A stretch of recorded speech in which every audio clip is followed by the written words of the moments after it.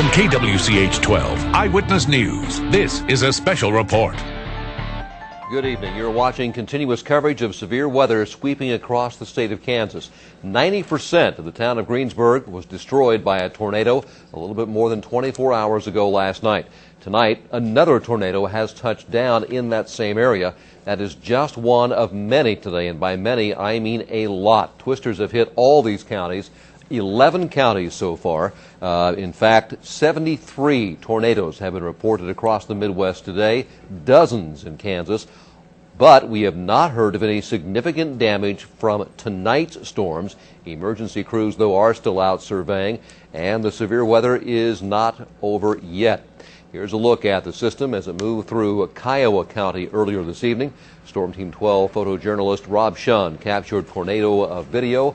See right there, that's near Haviland. Very classic rope tornado getting all the way down to the ground a few miles from Haviland.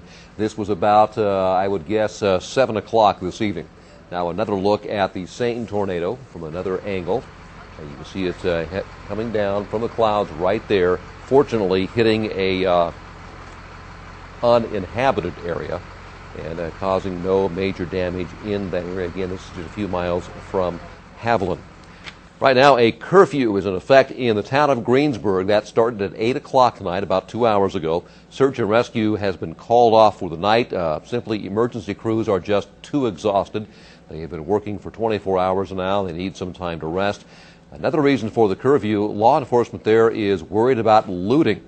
Anyone in the town of Greensburg after 8 o'clock will be arrested.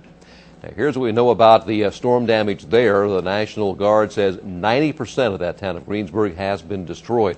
We'll have more on the Greensburg situation in a moment. Let's right now pick up on from Merrill Teller the latest on what's happening right now with more storms and tornadoes in Kansas. Merrill. Yeah, exactly right, Roger. And the storm that I've been tracking for, folks, is moving into the southern sections of Barton County.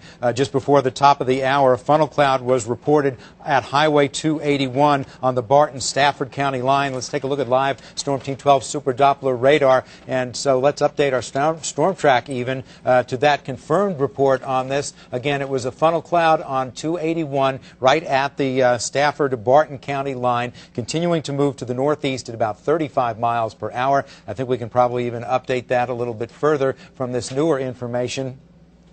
And that means this thing is getting very, very close to Great Bend within the next couple of minutes, very near Claflin by about 10:28, Odin at about 10:30. Again, this is still a tornado warning for Barton County until 10:30 this evening. A funnel cloud has been sighted with the storm by law enforcement. And it's Ellsworth County. Okay, Ellsworth, that's the storm that Ross is tracking. In fact, let's send it over to Ross now with new information on the storm there in Ellsworth. Okay, and my biggest concern here was the two potential areas of tornadic thunderstorm development. We're seeing that now. The latest report coming in, a tornado was reported on the ground by a storm chaser 4 miles north of Bushton. That puts it in Ellsworth County. Now, Bushton itself, actually in the northwest corner of Rice County, but the report 4 miles north of Bushton, tornado on the ground, puts it in Ellsworth County. There's another tornado being reported, and this one is in the vicinity of Holyrood. So I told you about 5 minutes ago there were two areas of rotation, one near Holyrood, the other one southeast of Bushton. Well, we're seeing that confirmed now by the storm spotters and the storm chasers. Now, tornado spotted near Holyrood. If you're in Holyrood, you need to be in your tornado shelters. This storm moving northeast at 30 miles per hour. If it holds together, it is going to be headed down.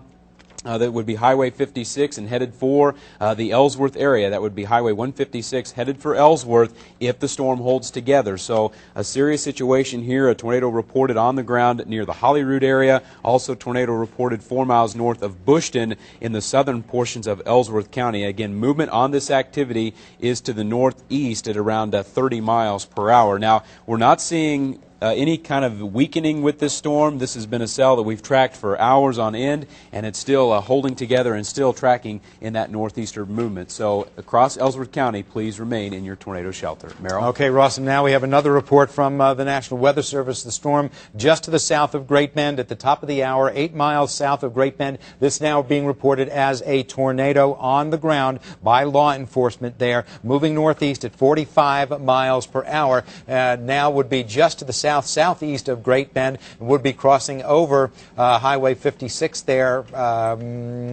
When about 10:05. Well, it's 10:05 right now, so maybe just a little bit fast on that movement of the storm. But nonetheless, folks in and around the Great Bend area, you do need to continue, or if you haven't already, and you should have, take your tornado precautions right now. A tornado has been reported on the ground, and it is headed toward the Great Bend area. With a little bit of luck, it goes just to the east of Great Bend over the course of the next 5 minutes or so. But again, you do need to continue with your tornado protection there in Great Bend and over Barton County as this tornado warning continues for your area. Now, I want to shift our view out a little wider and then move back into southwestern Kansas. We have those severe thunderstorms that I was showing you a little bit earlier down in eastern Meade, northwestern Clark County.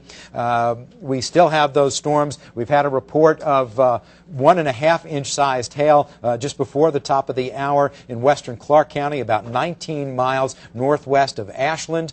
Let's go ahead and take a look at the hail indicators, and you can see that there still continuing to make its way on to the northeast with that storm. Also, we still think there could be some very strong winds associated with that storm making their way through the central and northern sections of Clark County. And in fact, the Weather Service has now issued a severe thunderstorm warning for north central Clark and eastern Ford counties as these storms continue to move to the northeast at about 40 miles per hour, still with the potential of large hail and damaging winds. In fact, let me see if I can get a quick storm track into this area.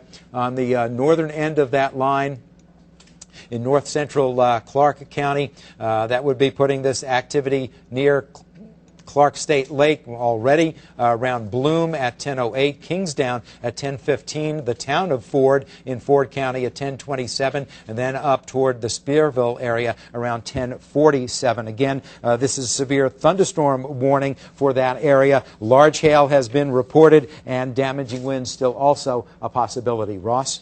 Just an update now on the tornado warning that continues for Ellsworth County.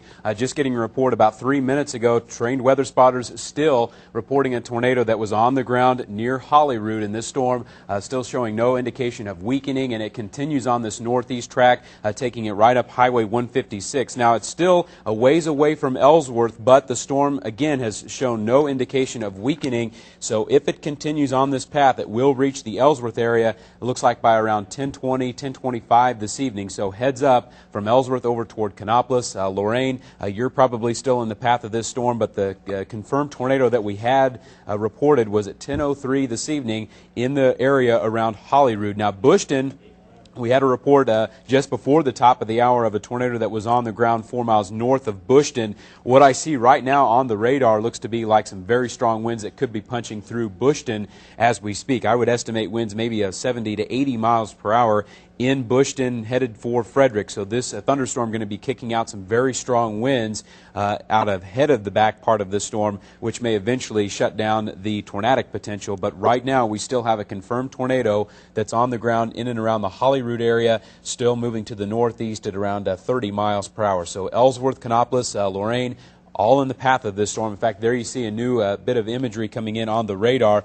kind of on the edge of the Wichita National Weather Service radar. So I've been looking at both Dodge City and the Wichita area, but you can still see the greens and the reds coming together around the Holyrood, Lorraine area. So this, to me, still the very most suspect area that we would have a tornado. And again, storm spotters and chasers are confirming that it seems to be in the Holyrood area at this particular time. No reports of damage as of yet, but this continues to be a dangerous storm. Merrill? And the other tornado that we are tracking now, just now to the south-southeast of Great Bend, based on what I can see on Doppler radar, continuing to move to the northeast. These storms really, when you get right down to it, are not all that far apart from each other. But this one looks like it should be very close to Great Bend as we speak, and hopefully, with any luck, the core of the storm continues on its current movement, would move through the area in between Ellenwood and Great Bend. But again, folks in those areas, Great Bend, Ellenwood, you can see the storm then up toward the Claflin area about 10:34, Odin at 10:36, continuing to move on to the northeast through Barton County. So again, another very dangerous situation evacuation for folks up in that area in Barton County. And so we'll continue to monitor these storms very closely. Anything more to add, Ross? Other than I'm just noticing what could be some large hail about ready to move into the Ellsworth-Canopolis area right now. Maybe some hail on the order of golf ball size headed back toward the Ellsworth-Canopolis area. Of course, this in addition to the tornado warning that does continue, and storm spotters have confirmed a tornado in the area around Hollywood. We'll keep an eye on this storm. For now, we'll send it back over to Roger. All right, thanks, guys. We'll get back to you whenever it's warranted. There was great concern earlier this evening when we were informed that the tornado sirens were not working in the Great Bend area. We've been told since, though, that has been corrected, so one would assume those sirens are going off right now. Either way, we do ask you to take cover in the Great Bend and Holyrood areas. Our crews have been on the scene surveying the damage in Greensburg since before dawn. The most damage, that town, where 90 to 95% of the town has been destroyed. Tonight, that entire town was evacuated to shelters in Haviland. That's where Storm Team 12 reporter Jim Grayway is live tonight. Jim? Well, Roger, we've seen a lot of crying, comforting, and reflection here at the Haviland High School and the 3 other Red Cross shelters set up for Greensburg residents. About 200 of the town's 1,200 people are spending tonight in one of those shelters. That's about half as many as last night. That's pretty typical, according to Red Cross spokesman Peter Tian, that there are a lot fewer the second night. This video we shot at Barclay College, which was used for a shelter last night, but wasn't needed tonight. The Red Cross says generally about only 3 to 4% of disaster victims stay in shelters like this the first night, and then they make other arrangements, either stay with friends or family or stay in motels. Although there may be some new people coming into these shelters tonight, we're told by some Red Cross people here at this shelter, because of some new storm damage in Truesdale this evening. So this certainly isn't anything like home for these people, but they generally seem very grateful just to have a roof over their heads and food to eat the night after their town was destroyed. Roger? All right, thanks, Jim. And here's what we know about the storm damage in Greensburg. The National Guard tells us that 90% of the town was destroyed. All power, all phone lines, all utilities are down there. 9 people killed, 8 of them in Kiowa County, 1 in Stafford County. More than 60 others were hurt. 16 are still in critical condition. And the damage in Barton County, also from last night, not counting what may be happening right now. Last night's damage included farm sheds, house windows, and shingles. An oil pumping station was blown over. Oil tanks blown a quarter to a half-mile away. A sheriff's deputy told us that crude oil was leaking into a stream. The Kansas Department of Health and Environment had a crew on the way to clean that up. Many of the people affected by last night's tornado are in the path of more severe weather tonight. Storm Team 12 reporter Kim Wilhelm is live with their story. Kim? Roger, in just the last few minutes, I have noticed that the wind in this area has started to pick up. We're also getting a little lightning, basically cloud-to-cloud lightning right now. As you can imagine, though, the folks in this entire area very nervous, very worried that these storms just will not quit.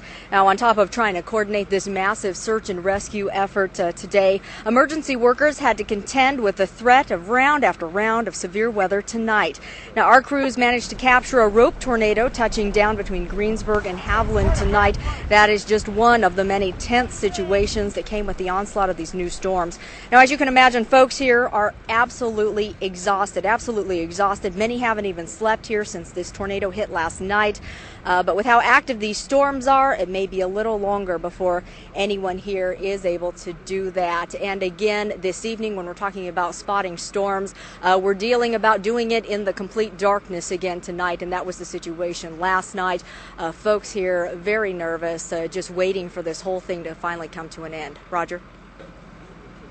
All right, thanks, Kim. The Red Cross has been very busy today. It sent 3 cantinas to feed emergency crews. As you can imagine, it's quite a big job. It's also set shelters for tornado victims and has been busy surveying the damage. Storm Team 12 photojournalist George Taylor was allowed to go along with some of those crews. It's just a freak of nature. The birds are all confused too. They can't find their trees. This pretty well put a big dent in Greensburg. What our main purpose is, we're with disaster assessment, and what we're trying to accomplish today is to determine the number of homes that were destroyed. This is the heaviest area here. We're usually the first ones on the scene to assess the damage. Bill and his gang's going to be over here. You guys want to take this section? Okay. I'm just amazed at the damage. We just look at the structure to see whether it's habitable. Looks like it's had some minor damage. It looks livable, possibly. Or not habitable. My God. Whether it can be repaired or not repaired. Pretty far gone. As far as what we can see. So it's not livable currently, but there's possibility that it could be with major repairs brought back to livable condition. And that way it'll help us more in the way we can aid the person that lived there to whether they need housing, whether they need food, clothing. I think it's going to take time. It's really sad. It's really heart-rending to see what's happened to this great community. Red Cross will be here as long as they're needed. And again, that's from George Taylor, one of our fine photojournalists who works so hard. Speaking of working hard, I think he never sleeps. Let's go back to Chief Meteorologist Merrill Teller for the latest on what's happening right now. I did get a couple of hours early this morning, and then my mother called. And that took care of that. Adrenaline, I think, is flowing just a little bit in the weather office right now. Just very quickly, up in north central Kansas, severe thunderstorm warning now for north central Republic County until 10:45 this evening.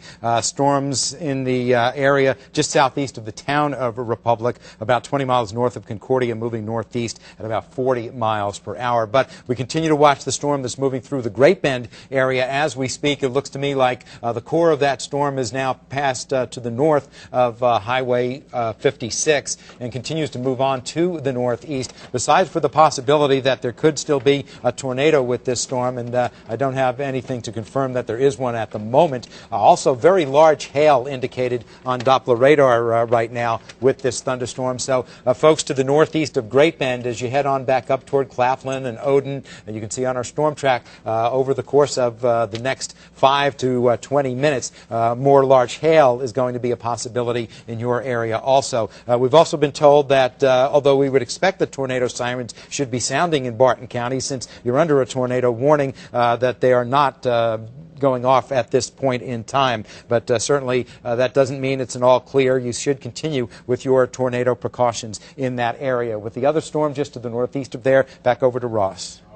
Seeing a new report coming down here 4 miles northwest of Claflin in Barton County. Emergency manager reporting a tornado, and law enforcement reported 2 homes damaged in the town of Odin. Also, some outbuildings were blown over as well. So now we're starting to see, in addition to the tornado reports, we are getting some damage now coming in. Again, that report was 4 miles northwest of Claflin in Barton County. We're still tracking this thunderstorm here in Ellsworth County that has a tornado warning associated with it.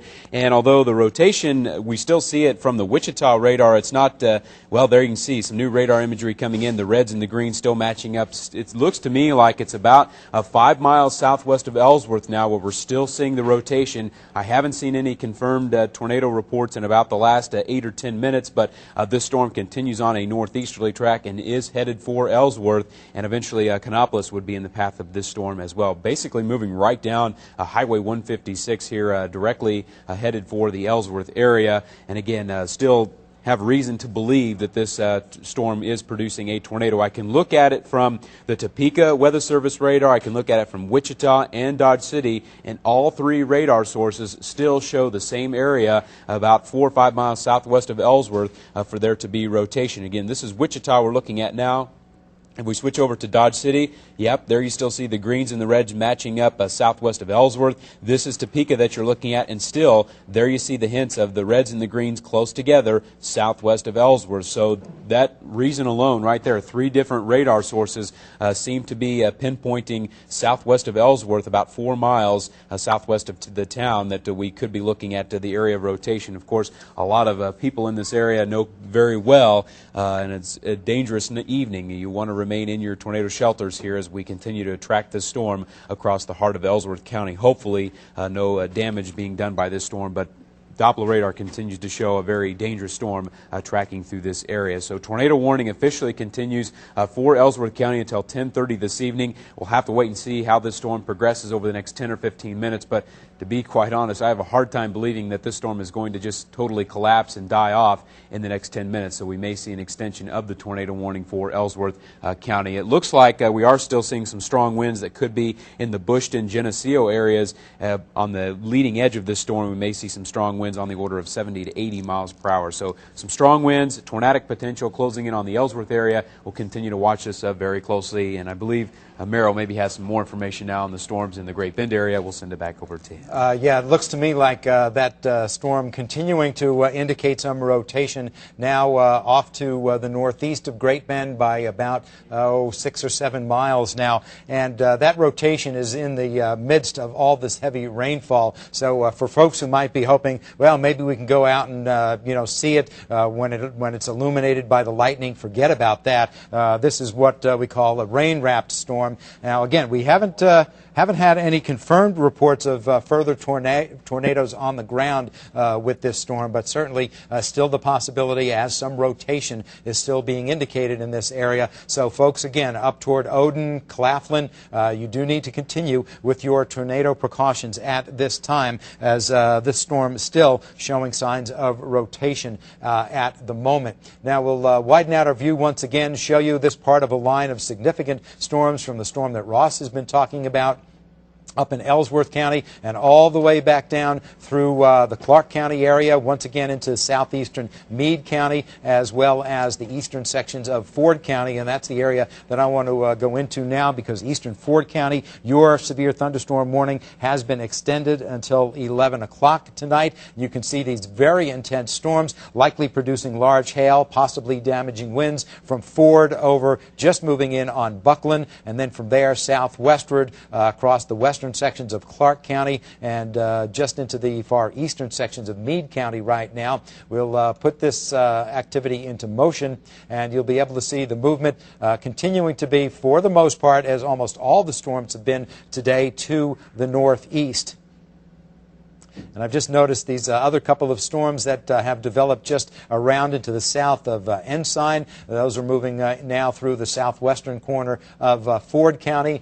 No indication as of yet of anything with that of a severe nature, but certainly something still that warrants keeping a close watch on. That's a half an hour ago, Mark. That's old news.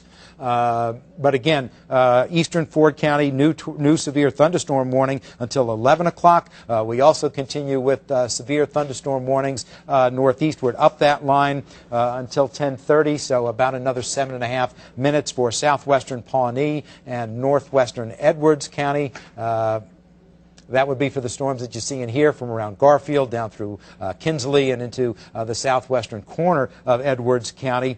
And then north central Clark County also still under a severe thunderstorm warning until 10:45. Ross? Yeah, just still tracking the storm here through Ellsworth County. Don't really have any new information other than what we brought you a little bit earlier here with the damage reported northwest of Claflin. That report was actually from the tornado just after 8 o'clock this evening, so that could have been from one of our earlier reports from the Barton County area. But we continue to watch this storm here move through the Ellsworth County area. In addition to the threat for tornadoes, we'll switch over into the hail mode, and you can see the purples and the pinks showing up right over Ellsworth. There could very well be some very large hail in Ellsworth as we speak. Difficult to determine maybe how large, but it could be larger than 1 inch, maybe upwards of golf ball size, falling in Ellsworth right now, along with some strong winds. But it still looks like if we have a tornado in association with this storm, it's still southwest of town, about a couple miles, and it is moving to the north and east. So residents in Ellsworth should remain in their tornado shelters. Merrill. All righty, thank you, Ross. And we also have the potential for flooding in a number of areas. Flash flood warnings are in effect for Barton, Lincoln, and Russell County, as well as for Ellsworth County, and flood warnings for urban areas and small streams in effect for Edwards, Southern Pawnee, and Stafford counties. I also understand we have some new reports of some damage from earlier this evening, and we'll send it back to Roger Cornish. All right, thank you, guys. Governor Sebelius is expected to arrive in Greensburg tomorrow to view the damage. She has been in touch with President Bush by phone today, asking him to declare Greensburg a federal disaster area. Senator Pat Roberts, along with Congressman Todd Tiahrt and Jerry Moran, all got a first-hand look at the damage. We spoke with Senator Roberts earlier tonight. I was in touch with the President late this afternoon. We have now learned from the White House that he will sign the request by the governor as soon as he receives it, and will be making that announcement tomorrow should he receive the governor's request, so that there will be a federal declaration of extra program that will include assistance programs that we think will be of great help to that county, to Kiowa County, and to Greensburg. And I expect the governor to send that request within about a half an hour.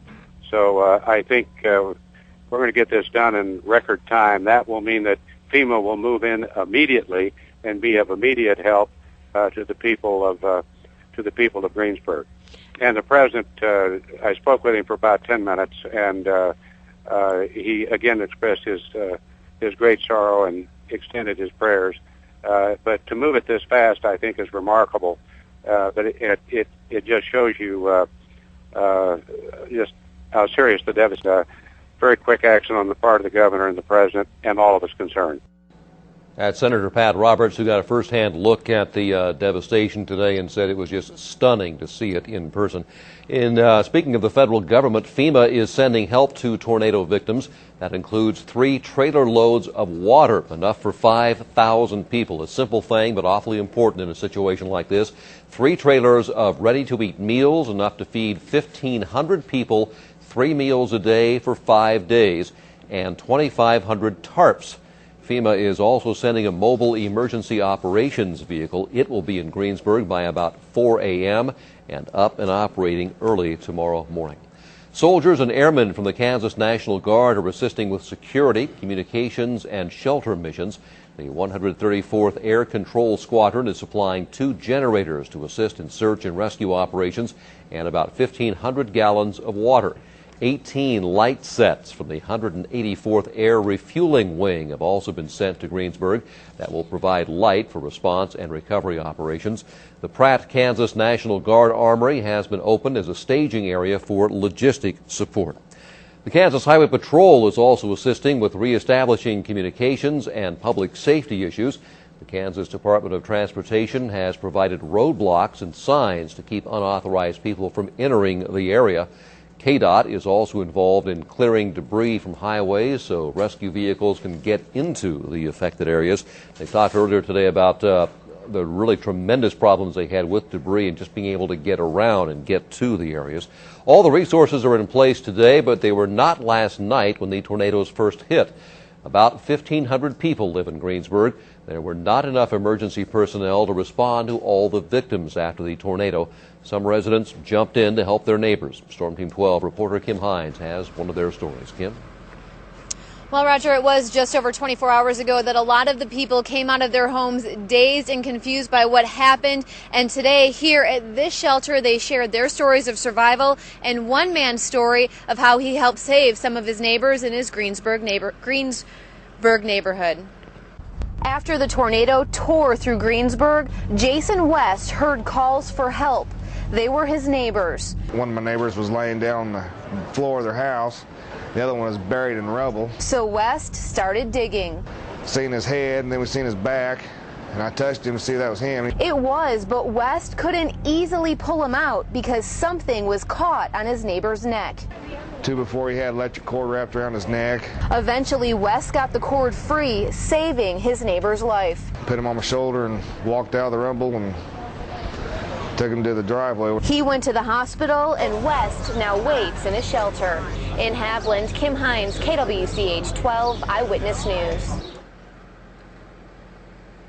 Now, West was hoping to get to Larned tonight to go stay with his mother-in-law so he would not have to stay in the shelter, but this shelter will be open for as long as people need it. Roger. All right, thank you, Kim. All day we've been receiving calls and emails from people searching for family members. Here's how you may be able to track them down. The Red Cross is coordinating a list of people currently in shelters. The number to call, 620-272-3651. Again, 620-672-3651.